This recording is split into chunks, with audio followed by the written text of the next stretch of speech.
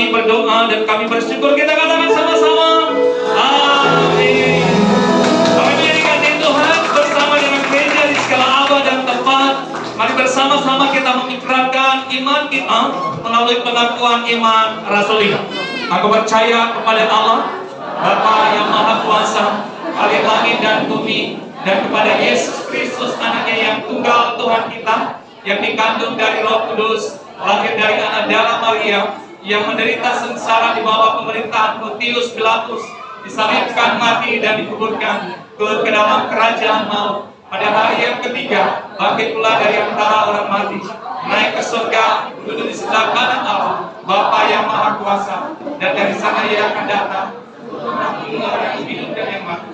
Aku percaya kepada Roh Kudus, gereja yang kudus dan am, persekutuan orang kudus, pengampunan dosa, kebangkitan tubuh, dan hidup yang kekal. Amin. Sekali lagi dengan tepuk tangan yang meriah buat Tuhan kita.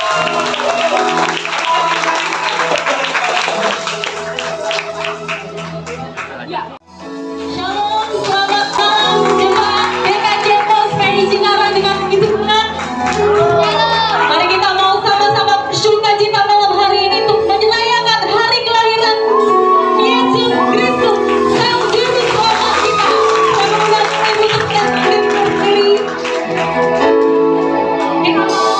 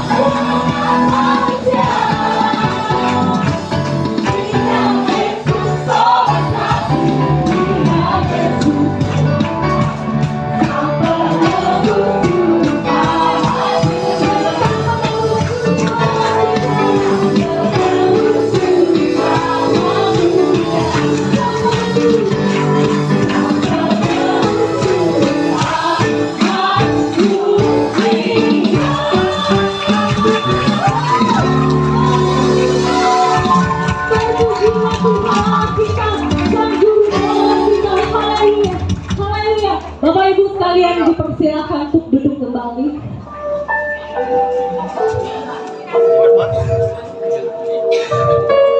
Kita percaya bahwa Tuhan Yesus adalah satu-satunya Allah yang layak untuk kita sembah, satu-satunya Allah yang layak untuk kita puji, kita tinggikan di tempat ini. Dan biarlah Tuhan yang boleh menerima segala pujian dan hormat dan kemuliaan pada malam hari ini. Haleluya. Sama-sama angkat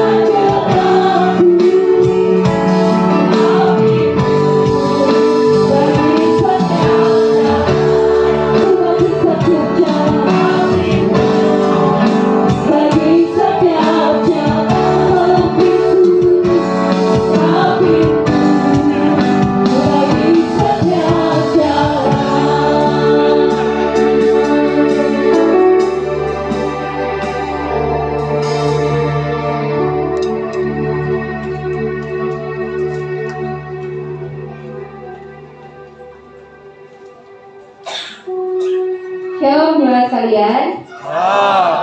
Oke, sebelum mendengarkan firman Tuhan, saya perwakilan dari Excellent Indonesia, Persekutuan Remaja GKJ Polis Hai Cikarang, saya Arin, dan di malam ini saya ingin memulai sedikit kesaksian mengenai cinta kasih Tuhan selama setahun di tahun 2022.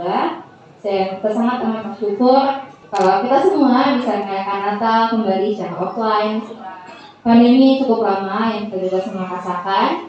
Dan malam kali ini juga sangat berkesan untuk saya karena banyak hal yang dilalui selama setahun di tahun 2022, banyak suka duka, lika-liku, dan kita bisa lihat cinta kasih Tuhan dibuktikan di gereja kita bisa lihat gereja kita yang sudah direnovasi, diperbaharui sebagai jemaat yang pernah melihat gereja sebelum direnovasi seperti ini, artinya sangat amat bersyukur bisa melihat menurut gereja yang baru seperti ini, semua karena cinta kasih Tuhan. Dan terlebih lagi saya mengingatkan untuk jemaat kalian dan kita juga, kalau kita damai Natal bukan hanya dirasakan di bulan Desember saja, tetapi di setiap detik hidup kita sebagai anak Tuhan, kita merasakan sukacita dan Natal tersebut.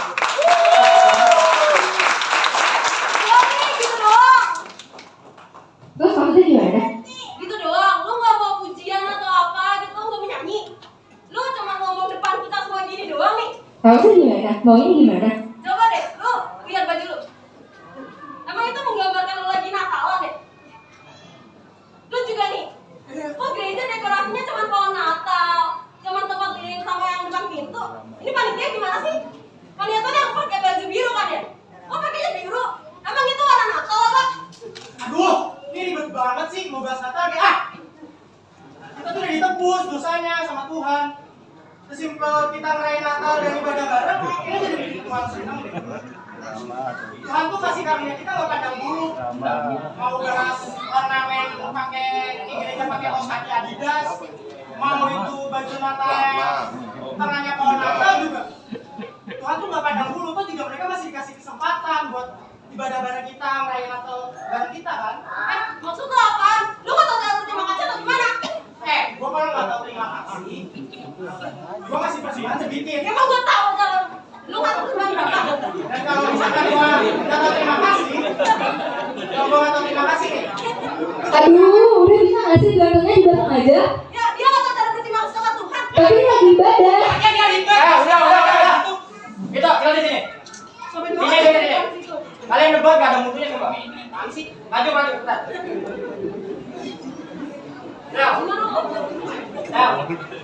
Emang bener perayaan Natal tuh harus mewah, pestanya banyak, tapi gak itu esensinya. Bukan itu yang penting. Lu inget gak gimana cara Tuhan lahir dia? Apa? Dia lahir dengan cara sederhana, bahkan itu kata Rina. Percuma lu rayain Natal mewah-mewah kalau Tuhan gak hadir di hati lu. Fit, gue setuju banget sama lu tadi. Iya kayak gitu maksud gua. Enggak, bukan gitu. Gue setuju Tuhan gak pandang bulu. Tapi masa iya lu mau muji Tuhan setengah-setengah buat dia yang udah ngasih segalanya buat lu? Kan? Jemaat yang terkasih dalam Tuhan, panjangnya pandemi mungkin bikin kita kangen sama ibadah Natal yang mewah. Bikin kita rindu buat bercengkerama kembali bersama saudara-saudara yang lain. Tapi dibalik itu semua, kita harus ingat apa esensi Natal sebenarnya.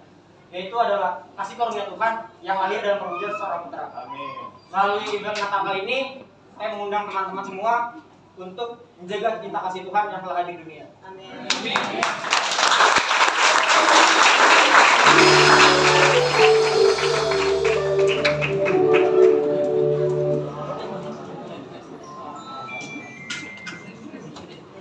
Mari kita sama-sama kita tundukkan kepala kita berdoa.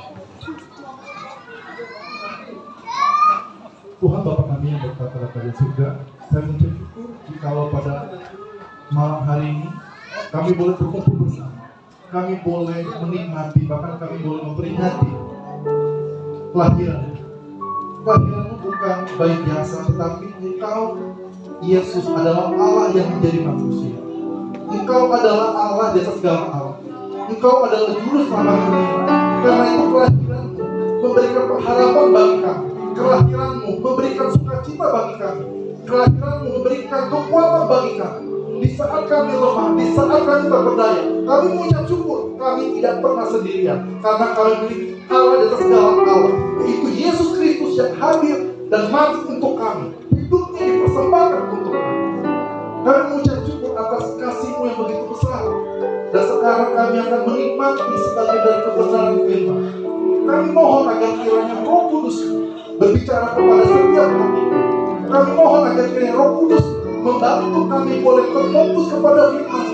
Dan biarlah Tuhan menyertai baik hamba-Mu yang akan menyampaikan. Tutup bungkus hamba-Mu dengan kuasa Roh Kudus.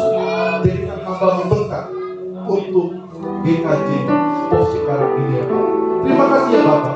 Hanya di dalam nama Tuhan Yesus kami sudah berdoa dan mengucap syukur pada-Mu. Amin. Puji Tuhan ya, luar biasa ceramahnya. Jadi sebelum saya diberitahu oleh Pak Ari, Gembala, saya itu pikir ini beneran ada keributan. Jadi saya tuh terkecoh. Saya kaget, wow, di tengah-tengah ibadah yang indah ini ternyata ada keributan. Untung saja Pak Ari mengingatkan saya, ini drama ya. Dan ada teman kita juga, bapak-bapak di depan kita ini juga terkecoh. Baru saja ingin menenangkan gitu apa yang terjadi. Saya pun juga terkecoh. Jadi Pak Ali menyampaikan kepada saya, kasih tahu kepada jemaat bahwa ini adalah drama, saudara. Jadi jangan pikir, oh ada kegaduhan, ada kacauan di dalam gereja di Natal ini. Wah, saudara masuk nih sosial media, masuk Instagram begitu, jangan saudara. Ini sekali lagi maknanya luar biasa, karena kita belajar bahwa Natal adalah berkaitan dengan kesederhanaan. Bagaimana Yesus yang adalah Allah, Dia turun menjelma menjadi manusia dengan kondisi yang terbatas untuk kita. Jadi sekali lagi ini merupakan yang indah yang patut kita pelajari bersama-sama. Dan tema yang diberikan bagi saya ialah keeping His love. Jadi adalah kita menjaga kasihnya, kita menjaga cintanya. Allah yang sudah turun ke dalam dunia untuk kita. Bagaimana kita itu bisa menjaga kasih yang Allah sudah berikan bagi kita, khususnya di hari Natal ini. Nah, saudara sekalian, sebelum saya mulai khotbah saya minta saudara sekalian melihat saya. Saya ini tinggi sekali saudara, ya kan, tinggi. Saya tinggi tetapi di pemandangan ini saya itu terkesan kecil sekali. Jadi saudara sekalian, di manakah saya? Jadi saya memakai baju. Sebetulnya itu saya sedang berada di Colorado, Amerika Serikat. Jadi di Colorado, Amerika Serikat, saya itu sekitar 8 tahun saya di Amerika Serikat. Jadi saya bertemu dengan Pak Ari, bersama dengan istri, bersama dengan teman-teman dari Tambora. Saya bertemu terakhir itu 2014, sebelum saya pergi ke Amerika Serikat. Ketika saya pergi ke Amerika Serikat, saudara bisa melihat, pemandangan itu begitu indah. Amerika Serikat itu berbeda dengan Indonesia. Amerika Serikat itu betapa bersih, betapa indah, dan berikutnya banyak sekali batu-batu yang besar, gunung-gunung yang besar. Bahkan bisa ambil, saya ketika mengunjungi suatu gunung yang besar, saya bisa ambil saljunya, saya bisa pegang. Saya rencana mau kasih video, tapi saya takut bapak ibu itu jadi pilih Amerika. Jadi saya hanya kasih sini saja. Ini di Colorado. Amerika itu begitu indah. Amerika itu begitu menarik. Sehingga, ini deh, saya mau kasih tahu. Beberapa teman-teman saya, bukan beberapa, bahkan banyak teman-teman saya, mereka ini hamba-hamba Tuhan. Mereka itu, meskipun mereka hamba-hamba Tuhan, tapi ketika mereka datang ke Amerika Serikat, ada yang dari China, ada yang dari Jerman, ada yang dari Afrika, ada yang dari Indonesia juga, datang ke Amerika Serikat, mereka ngomong apa? Amerika itu beda ya dengan negara kita. Amerika itu begitu bersih, begitu aman, begitu nyaman, begitu indah. Dan mereka mengatakan apa? Saya rela mengorbankan apapun untuk tinggal di Amerika Serikat. Saya ingin mendapatkan kehidupan yang lebih layak. Kami ingin mendapatkan kehidupan yang lebih indah di Amerika Serikat. Jadi mereka rela mengorbankan apapun, termasuk yang menariknya ini adalah apa? Hamba-hamba Tuhan. Bahkan hamba-hamba Tuhan di sana mereka mengatakan apa? Saya rela meninggalkan posisi saya, panggilan saya sebagai hamba Tuhan hanya untuk tinggal di Amerika Serikat. Karena di Amerika Serikat kita itu asal kita mau kerja, khususnya ini, bagi orang-orang K, bagi orang-orang Kalimantan. Orang-orang Kalimantan itu sangat giat bekerja. Asal kita mau kerja, di sana pun jadi duit. Bersihin rumput, potong rumput jadi duit. Apapun jadi duit, jaga apapun jadi duit di sana. Di situ duitnya itu dibayarnya per jam, bukan bayarnya per hari, bukan bayar itu per bulan, tapi per jam. Jadi apapun kita bisa satu hari itu kerja berapa jam gitu, 10 jam, 12 jam silakan. Dan itu bayangkan kalau 1 jam kita dapat $20. Bayangkan jaga orang tua aja $20 per jam. 20 dikali berapa? Kita kerja 12 jam. Berapa itu? 12 dikali 20, $240. $240 dikali berapa? 30. Berapa itu? Ya kan? Itu jadi berapa saudara sekalian? Berapa? 7.200 dikali $15.000. Berapa tuh 15.000? Kan 10.000 aja. Berapa tuh? Sebulan? 74 juta. Siapa yang mau tinggal di Amerika Serikat? Semuanya pengen di Amerika Serikat. Termasuk teman-teman saya yang sekolah di seminari, yang sekolah di STT, yang sekolah hamba Tuhan. Mereka mengatakan, saya nggak mau jadi hamba Tuhan lagi. Hamba Tuhan aja sebulan aja setengahnya nggak ada. Iya kan? Saya mau kerja jadi sekuler aja. 74 juta per bulan. Bayangkan udah dapat 74 juta per bulan, semua pemandangan indah, asuransi semuanya enak. Siapa kita nggak mau tinggal di sana? Dan ternyata ketika saya merenungkan, ini menarik. Kita rela korbankan panggilan kita sebagai hamba Tuhan hanya untuk dunia. Kita rela korbankan bahkan Kristus kita untuk dunia. Cilakanya adalah kita rela korbankan iman kita bahkan gereja kita untuk dunia. Di sini ayat Alkitab mengingatkan kepada kita. Ini diambil dari 1 Yohanes 2 ayat 15 sampai 16. Jadi saya akan bacakan di sini teksnya. Jadi saudara sekalian mau buka Alkitab, saya akan bacakan untuk kita semua. Janganlah kalian kita semua mencintai dunia maupun hal-hal yang ada di dalam dunia. Jadi bukan hanya kita nggak boleh mencintai dunia, tapi hal-hal yang ada di dalam dunia. Apa aja? Pasangan hidup, apa aja? Benda-benda, apa aja? Seperti mobil, seperti gaji, seperti apapun. Itu semua yang ada di dalam dunia, jangan kamu mencintai. Dikatakan apa? Apabila seseorang mencintai dunia, maka kasih Bapa, kasih Allah tidak ada di dalamnya. Karena segala yang ada di dalam dunia, dikatakan apa? Nafsu kedagingan, nafsu kedua mata. Nah itu dia, kalau kita lihat pemandangan yang begitu indah, kita kedagingan kita ingin dapat gaji yang lebih besar, kita bisa korbankan apapun. Dan kesombongan dari hidup, dikatakan apa? Inilah bukan dari Bapa, tetapi dari dunia. Ini menarik. Saudara sekalian, siapa yang pernah mendengar tentang kasih agape? Siapa yang pernah dengar tentang kasih agape? Katakan ya. Ya ini bunyi juga. Menurut saudara sekalian, kasih agape itu apa? Kebanyakan dari kita mendapatkan pengajaran bahwa kasih agape itu adalah kasih Allah kepada manusia, betul ya?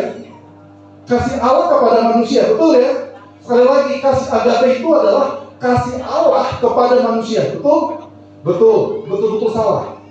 Kenapa? Karena saudara sekalian perhatikan, janganlah kalian mencintai. Kata mencintai di sini, ini pakai kata agape. Jadi kata kasih agape itu bukan kasih Allah kepada manusia, bukan. Tapi kasih agape itu adalah kasihnya totalitas. Kita itu rela mengorbankan diri kita rela mengorbankan waktu kita rela mengorbankan hidup kita untuk yang lain. Kita rela, kita korban. Makanya saudara sekalian perhatikan, janganlah kalian mencintai dunia dengan kasih agape. Kenapa? Karena segala sesuatu di dalam dunia itu nafsu kedagingan. Sekarang saudara sekalian perhatikan, betapa banyak dari kita memiliki kasih agape, bukan kasih Tuhan ya, tapi kasih totalitas. Kita mengorbankan diri kita untuk kedagingan kita. Berapa banyak keluarga sudah hancur gara-gara kita terlalu mencintai nafsu kedagingan kita. Kita terlalu mencintai selingkuhan kita. Kita terlalu mencintai suami atau istri orang lain.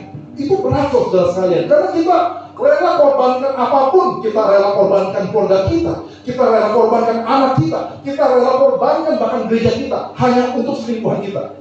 Itu berat loh. Itu kasih totalitas. Dan berapa banyak orang gara-gara hobi. Siapa di antara kita punya hobi?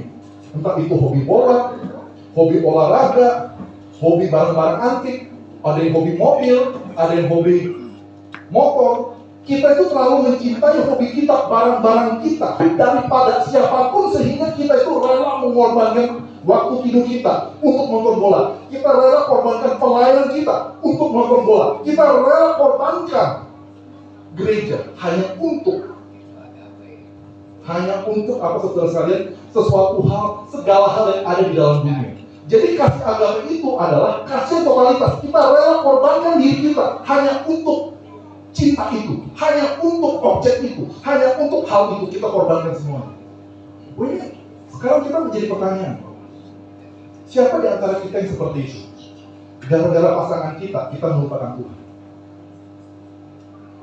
Gara-gara anak kita meninggalkan Tuhan. Gara-gara pekerjaan kita, gara-gara pekerjaan kita seperti teman saya, kita meninggalkan panggilan kita meninggalkan panggilan kita, karena kita terlalu mencintai. Dikatakan apa? Janganlah kita mencintai dunia. Dunia itu nggak boleh. Pilihannya cuma dua. Pertama, kita mencintai Tuhan, atau yang kedua, kita mencintai dunia. Bukan hanya kita mencintai dunia, tetapi dikatakan apa? Hal-hal yang ada di dalamnya. Jadi semua yang ada di dalam dunia kita nggak boleh cintai dengan kasih agape, nggak boleh. Kasih biasa boleh. Tapi jangan sampai kasih agape, di mana itu menjadi idola kita, di mana itu menjadi objek totalitas kasih kita, itu menjadi segala-galanya untuk kita, nggak boleh. Segala-galanya itu hanya Tuhan. Dikatakan seperti itu. Karena apa? Kalau kita mencintai dunia, maka dunia itu adanya apa? Kedagingan. Kalau kita mencintai dunia itu apa? Penuh dengan kenikmatan kedua mata kita. Kita dibilang mata keranjang. Kemanapun kita mau. Yang wanita-wanita ya. Enggak sih saya. Nah semua cowok pun juga begitu. Ternyata saya sadar, ternyata yang punya dosa mata itu bukan hanya wanita, tapi juga pria. Termasuk saya saudara sekalian. Karena saya itu di Indonesia itu saya nggak boros. Sekali lagi di Indonesia itu barang-barang yang berbeda itu nggak lengkap, kurang bervariatif gitu ya. Jadi saya kurang begitu suka. Jadi saya hemat. Terus berikutnya yang kedua, bukan hanya di Indonesia barang-barangnya kurang bervariatif, makanya saya nggak beli barang. Lalu berikutnya yang kedua, Indonesia sangat sulit memiliki ukuran seperti saya. Iya, sepatu. Ditanya, sepatu ukurannya berapa bos? 47. Waduh, nggak ada bos. Tingginya 45. Jadi wah, saya masuk SMP aja dapat 5. Baju berapa ukurannya gitu kan? Di Amerika saya ukurannya L, di Indonesia ukurannya XXL. Susah gitu saudara sekalian. Akhirnya bersyukur, saya dengan postur Amerika, postur dunia barat, saya hidup di Indonesia. Jadi saya berhemat. Tapi ketika saya di Amerika Serikat, saya berasa loh, saya itu juga makan keranjang. Apalagi kalau misalnya Natal, diskon. Waduh, pas kan baju saya. Kalau saya itu postur orang barat. Jadi ketika ada sale, ada diskon, ada promosi, saya semangat banget gitu. Saya belanja ini, belanja itu, belanja ini, belanja itu. Saya senang sekali. Dan akhirnya saya nggak sadar bahwa saya itu terlalu mencintai dunia. Saya terlalu mencintai sales. Saya terlalu mencintai barang-barang elektronik. Iya kan, apalagi kalau misalnya orang pakai iPhone, kita mau pakai iPhone. Iya kan, orang lain pakai baju bagus, saya juga mau pakai baju bagus. Saya sadar, ternyata saya itu keliru. Ternyata saya terlalu mencintai, sekali lagi, saya terlalu mencintai keinginan mata saya terlalu mencintai keinginan daging saya, sehingga membuat saya itu tidak bisa totalitas kepada Tuhan. Ketika ke gereja, mikirnya apa? Tuhan, saya apa lagi? Gitu kan, kita perginya cilakanya gini. Cilakanya, kita berbuat dosa, rame-rame sama teman. Kita punya teman-teman yang juga suka belanja. Wah, itu susah. Kita susah. Teman-teman bukan mengingatkan kita berdosa, tapi mengingatkan kita untuk saling hidup. Iya kan? Saya dapat tuh, dia dikirimin terus. Iya kan? Ini ada kupon sekian. Teman saya kebetulan orang Cina, orang Chinese juga, Chinese Indonesia. Orang Chinese Indonesia paling jago cari apa? Promosi diskonan. Iya, dikirim. Akhirnya saya lupa bisa mengendalikan diri. Dari situ akhirnya saya sadar gitu, Tuhan maafkan saya gitu, karena saya terlalu mencintai barang-barang daripada Tuhan. Saya harus belajar Tuhan mengendalikan hati saya. Saya harus belajar memberikan hati saya bukan kepada barang-barang, bukan kepada apa yang ada dalam dunia, tapi kepada Tuhan itu sendiri. Dan jangan biarkan sesuatu yang ada di dalam dunia, segala sesuatu dalam dunia itu menghalangi kasih kita kepada Tuhan. Biarlah kita menjaga kasih-Nya. Biarlah kita tidak menyia-nyiakan kasih-Nya yang sudah datang untuk kita, yang sudah hadir untuk kita, yang sudah mati untuk kita korban. Janganlah kita mengorbankan dengan sia-sia. Tapi biarlah kita menghargai. Saudara sekalian, mungkin saudara pikir ya, menurut saudara sekalian, ketika Yesus lahir ke dunia, datang ke dunia, menurut saudara sekalian itu gampang apa susah? Gampang apa susah saudara sekalian? Yo, gampang apa susah? Bagi saya susah. Kenapa? Jangankan dari surga ke dunia ya. Sekali lagi, jangankan dari surga ke dunia. Saya lahir di Indonesia, di Jakarta. Saya selama 20 tahun lebih saya tinggal di Indonesia. Saya baru 8 tahun saja di Amerika dan saya baru pulang tahun ini, Mei. Ketika saya pulang ke Indonesia, apa yang terjadi? Ini masih sesama dunia loh, bukan surga dunia. Sekali lagi, ini bukan surga dunia, tetapi sesama dunia. Ketika saya pulang ke Indonesia, saya sampai pingsan. Ini tuh sampai pingsan, nah, lembabnya. Udah lembab, panasnya minta ampun, kayak kepanggang gitu. Kok saya pikir, kok dulu saya bisa bertahan? Sekarang kok saya habis gitu, berat banget. Pas saya mau napas dalam itu nggak bisa gitu. Ini ada yang tahan gitu, ada yang cekak gitu. Nggak bisa napas dengan dalam. Saya bilang Tuhan ini susah sekali. Terus ketika keluar panas, macetnya minta ampun. Iya kan macetnya, udah macet polusi. Saya kesel. Naik mobil macet, naik motor kepanggang. Ini naik apa tuh? Gojek. Banget juga, bayar lagi. Kalau kita kan bisa mau bayar. Nggak, tapi bingung kita naik apa begitu. Jadi susah begitu, apapun susah. Dan saya berkata Tuhan, di Indonesia apa? Di Indonesia ya, saudara pernah transfer ya, sesama bank, maksudnya sesama bank dari bank satu ke bank lain itu ya. Biasanya ada apa? Ada biaya admin ya. Apa bayar? Bahkan nabung aja kita harus bayar. Admin. Saya bilang ini semuanya mahal semua. Di Amerika saya itu nggak pernah kena biaya admin. Per bulan dipotong, dan transfer pun nggak pernah kena biaya admin. Nggak ada itu Amerika. Jadi semuanya enak. Di sini semuanya susah gitu. Udah panas, udah ramai, udah macet. Saya berkata Tuhan, kok susah banget ya hidup di Indonesia. Tapi menariknya adalah, lo ingat saya, kamu yang sesama masih hidup di dunia aja, kamu udah berumur seperti ini. Kamu bisa bayangkan nggak? Aku loh dari surga ke dunia, bukan dari dunia ke dunia lain. Tapi saya dari surga ke dunia, kamu bisa bayangkan betapa besar pengorbanan saya. Dan ketika saya lahir, saya itu bukan lahir di zaman sekarang. Betul, di 2022 yang ada wifi. Kalau saya di Tuhan, saya mau lahir di zaman sekarang. Saya itu nggak perlu lahir di Palungan. Betul, saya lahirnya di rumah sakit. Mau saya di Palungan. Saya kalau bisa, saya lahirnya di mana? Di dunia sekarang, kenapa? Ada sosial media, bayangkan, ya kan? Ketika Yesus lahir sebagai raja, Facebook penuh, Instagram penuh, Twitter penuh, ya kan? Kita maunya begitu, tapi enggak, Yesus lahirnya di zamannya belum ada internet, belum ada mobil. Bayangkan kalau hujan kehujanan, ya kan? Hujan kehujanan, jalan panas kepanasan, nggak ada mobil, nggak ada motor. Bayangkan dia datang ke dunia pada zaman seperti itu. Dan Yesus mengingatkan saya, kamu nggak lihat betapa besar saya mengasihi kamu. Kalau kamu sungguh-sungguh menghargai kasih aku, kamu sungguh-sungguh melihat kasih aku, maka kamu akan menjaga cinta. Aku udah berikan segalanya untuk kamu ketika aku datang, ketika aku lahir, termasuk kita semua. Tuhan sudah datang untuk kita, mengorbankan dirinya dari dalam surga ke dunia untuk kita, dan itu nggak mudah, karena selagi dia mencintai kita. Bagaimana sikap kita? Maukah kita menjaga kasih? Di Amerika Serikat, saya kenal ada satu orang. Kita sebutkan aja nama orang ini adalah David. Ini teman dekat saya. Dia itu sudah umur 60-an, Pak. Sudah umur 64, 65. Udah tua.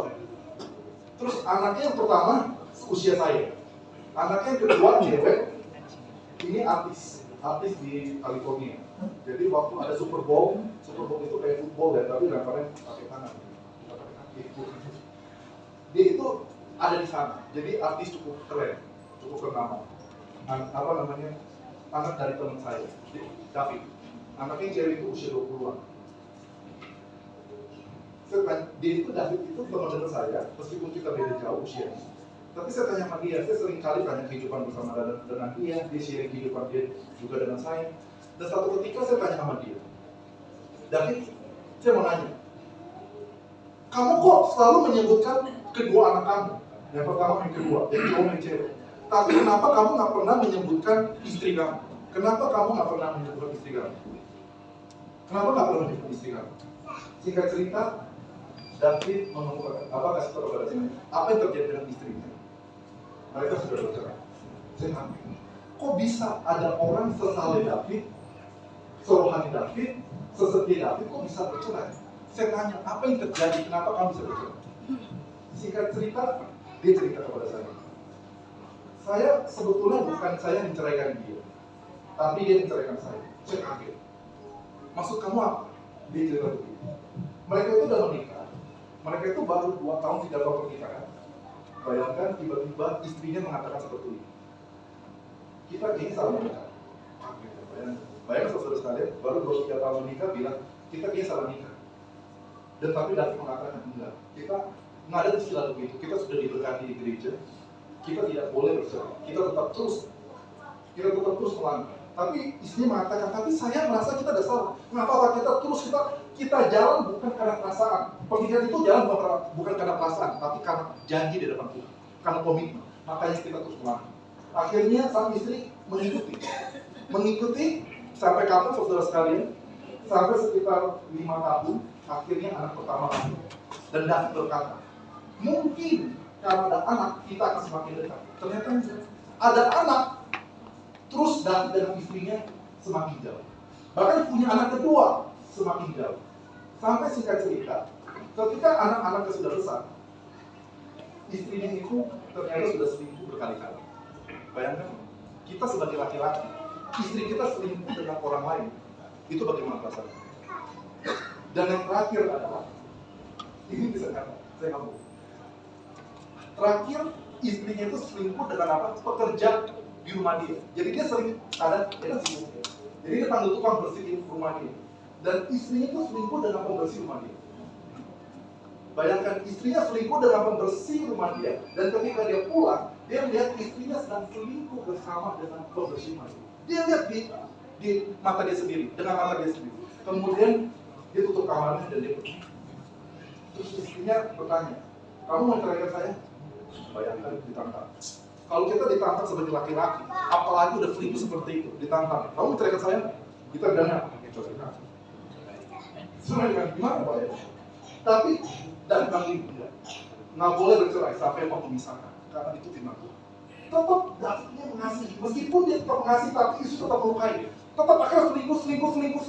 Tetap meskipun David itu mengasihi, tetap dia selingkuh sampai akhirnya. Saudara sekalian, istrinya mengatakan begini, kalau begitu kita bersurat cerai. Istrinya justru yang menceraikan suaminya. Kita pisah aja.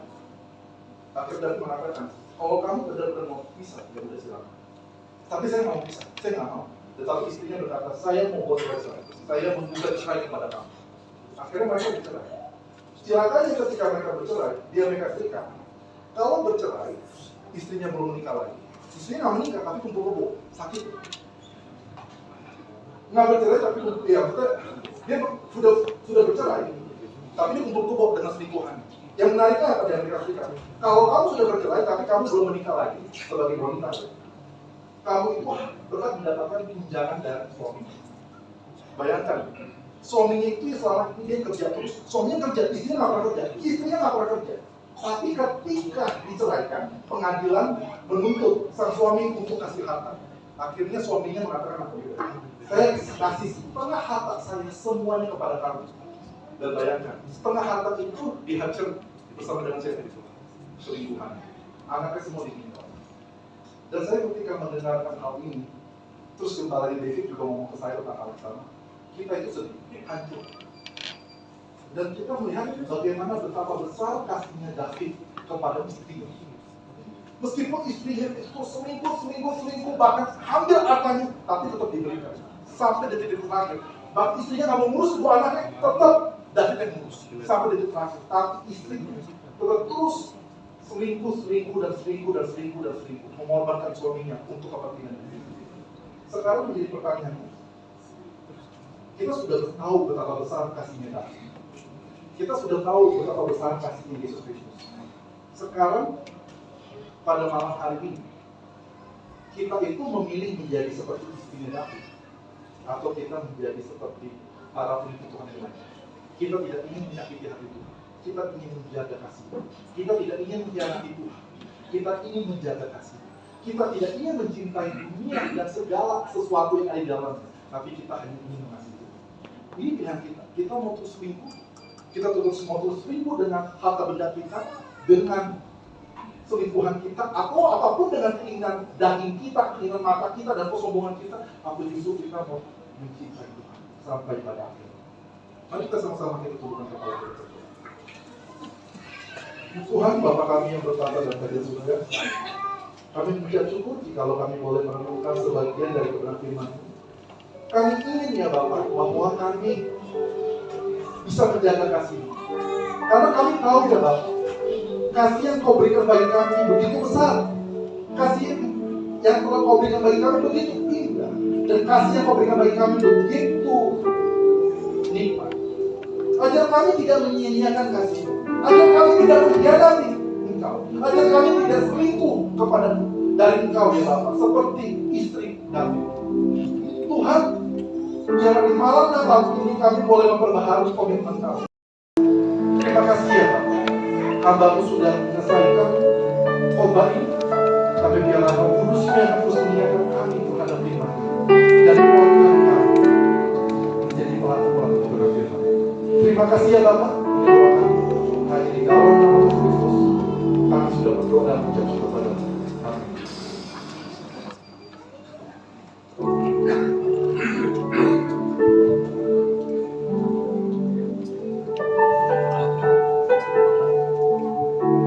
Diberkati dengan firman Tuhan malam hari ini. Amin. Diberkati ya. Terima kasih karena banyak yang sudah menyampaikan kebenaran firman Tuhan buat kita semua. Tuhan Yesus memberkati. Kami adalah sebagai rasa syukur kita karena Tuhan sudah memberkati hidup kita. Mari kita mau memberikan persembahan kita yang terbaik buat Tuhan. Saya mengundang untuk rekan-rekan yang melayani boleh maju ke depan. Kita akan memberikan persembahan buat Tuhan.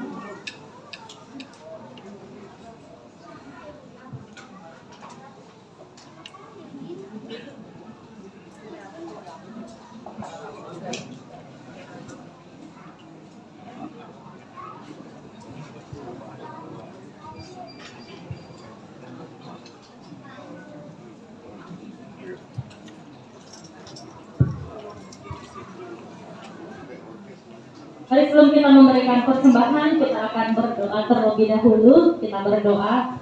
Bapa di surga Tuhan, kami bersyukur ya Bapa buat kasih-Mu bagi kami Tuhan, buat pemeliharaan-Mu bagi hidup kami. Kami bersyukur Tuhan untuk setiap berkat-berkat yang telah Tuhan curahkan dalam kehidupan kami. Kami bersyukur Tuhan memberkati usaha kami, pekerjaan kami, bahkan keluarga kami Tuhan.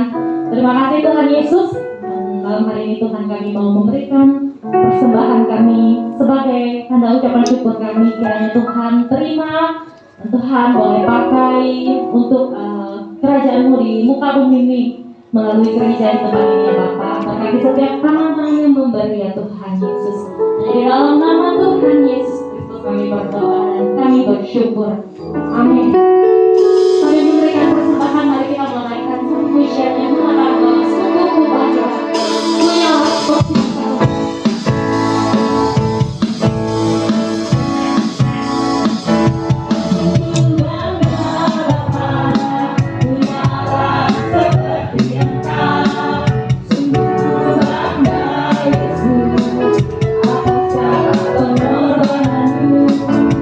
Hari ini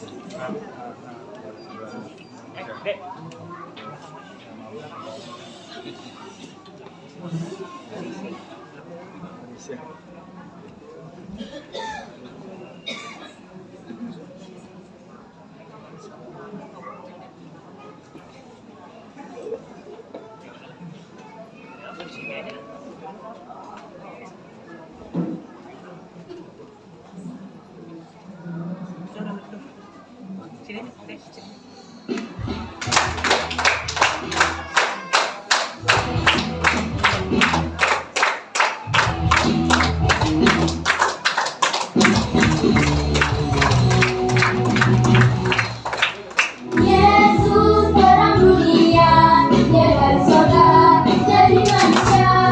Yesus menebus dosa, semua yang percaya akan selamat.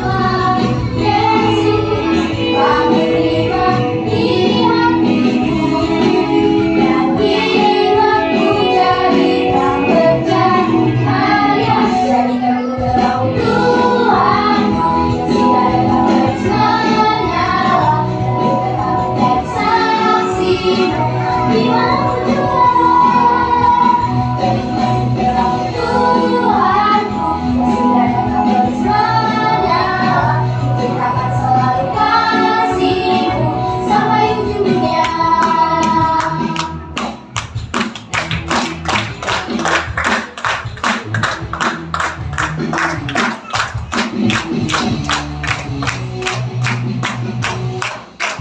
Yesus terang dunia, Dia dari surga jadi manusia. Yesus menebus dosa, semua yang percaya akan selamatlah. Yesus telah terima di hatiku, dan hidupku jadi terang bercahaya. Jadikan ku terang Tuhanku, yang sudah dapat terus menyala. Untuk tetap menjadi saksi-Mu dimanapun juga. Jadikan ku terang Tuhanku, yang sudah dapat terus menyala. Untuk ceritakan selalu kasih-Mu sampai ujung dunia. Jadikan ku terang Tuhanku, yang sudah dapat terus menyala. Dan ku tetap menjadi saksi-Mu dimanapun juga. Jadikan ku terang Tuhanku, yang sudah dapat terus menyala. Ceritakan selalu kasih-Mu sampai ujung dunia. Sampai ujung dunia. Sampai ujung dunia.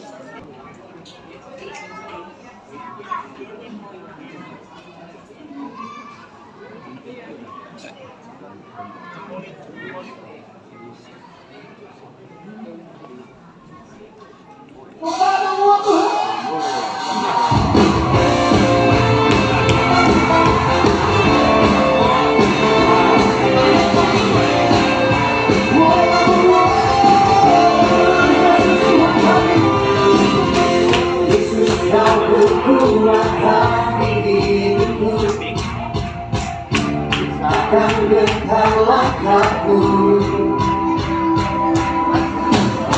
Kau akan tak mengikuti saat ku jatuh.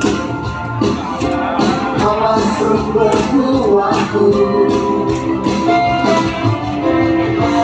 Lembaga gerakanku lewati, sebab Engkau sertaku. Dengan imanku diselamatkan oleh kuasa Yesusku. Sorakan haleluya, namamu berkuasa, sejauh dinyatakan. Tuhan katakan menyatakan kau hebat, Allah yang berkuasa, berkuasa selamanya.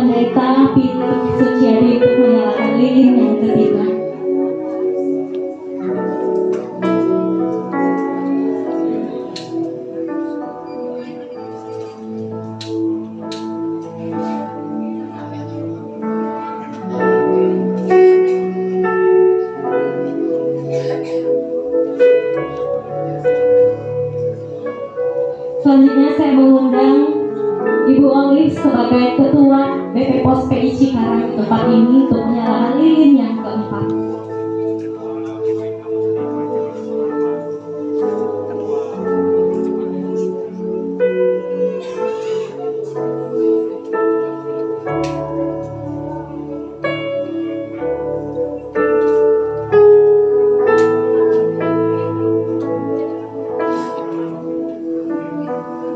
Selanjutnya saya mengundang Zeva sebagai Ketua Panitia Natal untuk menyalakan lilin yang kelima.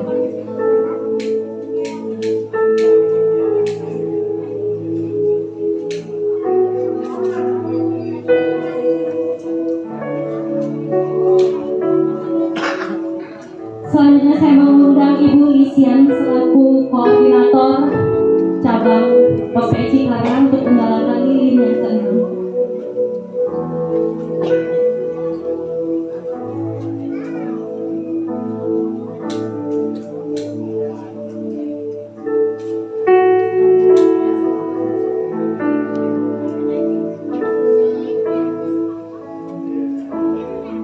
Selanjutnya saya mengundang Bapak Matius sebagai perwakilan jemaat GKJ POSPI Cikarang untuk menyalakan lilin yang ketujuh. Sama-sama kita bangkit berdiri. Sambil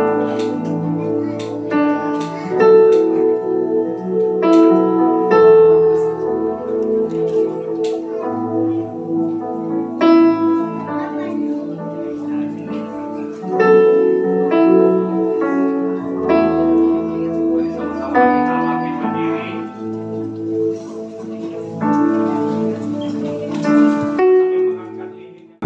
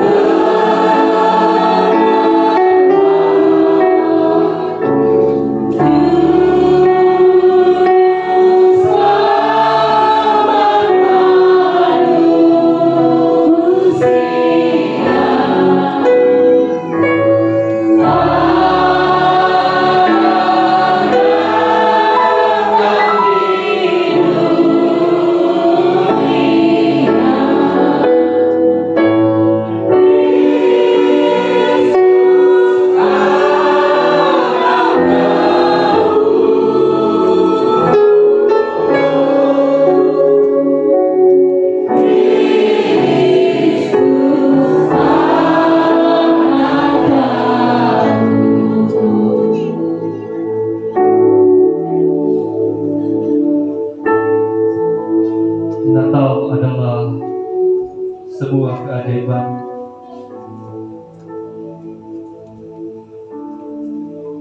Allah yang Maha Kudus datang ke dalam dunia. Dunia yang penuh dengan dosa. Dunia yang dipenuhi dengan kejahatan. Tapi Allah yang penuh kasih tetap mau datang ke dalam dunia. Meskipun harus mengalami penderitaan, mengalami aniaya, disesat, bahkan disalibkan dan mati. Natal adalah keajaiban ketika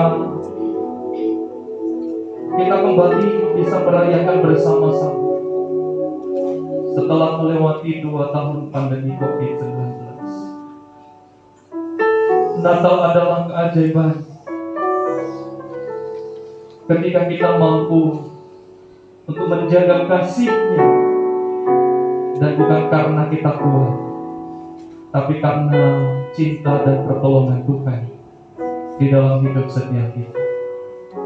Maka mari bersama kita mengasihi Tuhan dengan kasih yang agape, dan mengasihi dunia dengan kasih yang biasa, mengasihi keluarga kita tanpa memakai kasih yang agape. Karena kasih agape hanyalah milik Tuhan sendiri. Bapa di dalam surga, terima kasih karena Engkau mau lahir ke dalam dunia ini. Terima kasih karena Engkau mau untuk menderita. Terima kasih karena Engkau mau mati bagi dosa-dosa kami. Hari ini kami ada sebagai manusia yang berbeda. Bukan lagi manusia yang mengalami kematian yang kekal, tetapi manusia yang mengalami kehidupan yang kekal. Oleh karena Engkau telah lahir bagi setiap kami. Kami bersyukur Tuhan, di malam hari ini, dalam perayaan Natal ini, biarlah di dalam hati kami, pribadi lepas pribadi, boleh sekali lagi semakin dalam cinta kasih Tuhan bagi kami, dan sebaliknya cinta kami kepada Tuhan. Kami bersyukur, kami berterima kasih. Dalam nama Tuhan Yesus kami berdoa. Amin. Silakan duduk Bapak Ibu sekalian. Lilin elektriknya boleh dimatikan dan